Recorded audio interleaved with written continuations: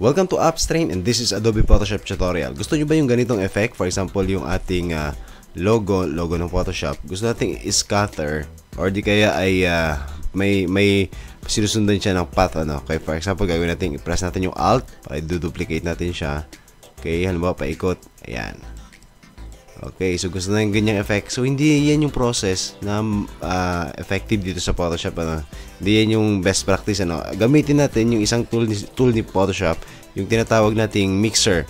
Ayan, ang mixer brush tool. Okay, paano yung gagamitin? So, i-undo muna natin. Okay, undo muna natin. Ang gagawin natin sa tool na ito, parang ilo-load natin sa brush yung logo ni Photoshop para pag nag-brush tayo, yung ink niya yun na yung lalabas yung logo. So, gagawin natin ay right-click muna natin, i-rasterize muna natin yung ating logo. Okay, right-click, okay, rasterize layer. Okay, next step, ito na siya. Ang gagawin natin, ilo-load natin siya using, okay, gamitin natin yung mixer brush tool. Okay, ang gagawin natin, lakihan natin yung ating brush size muna para ma-capture natin yung buong logo. Kailangan mas malaki siya sa logo. So, right-click tayo natin, then size, lakihan lang natin ng konti. Okay, laki masyado Okay.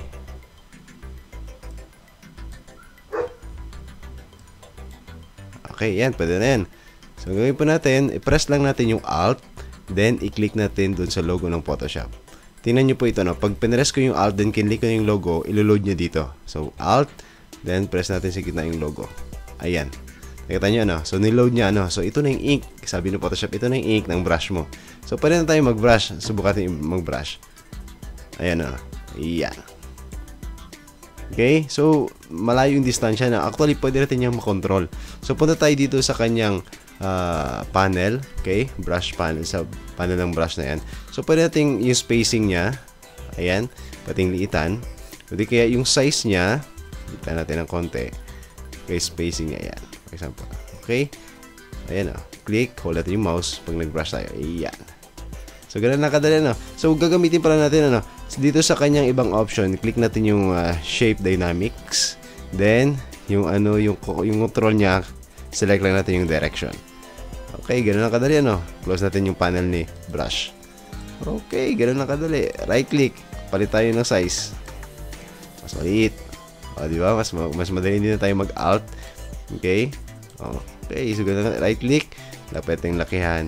Then, kung gusto natin balikan yung spacing, balik lang tayo dito sa kanyang panel. Ayan. Okay. Click natin yan. Then, spacing. Okay. Pwede rin natin yung kanyang hardness. Okay, for example, yung edge niya ay medyo soft, Kita nyo sa dito, Yan yung maging itsura niya. Okay, gagawa tayo sample. Dapat lakihan natin para makita natin. Oops, lakihan ba natin? Yung hardness niya, bawasan pa natin. Okay. Iyon. Dito ba na? Iyan. So, ganun lang kadali, So, magandang gamitin to, kapag may mga gusto tayong path na gusto natin sumusunod sa flow yung ating subject o yung logo na gagamitin o yung object na gagamitin natin. Pwede natin gamitin ito. Pwede natin consider yung mixer brush tool ni Photoshop. Kaya sana makatulong po sa inyo yung tutorial na ito. And please don't forget to subscribe, like, and share dito sa ating channel, Upstrain.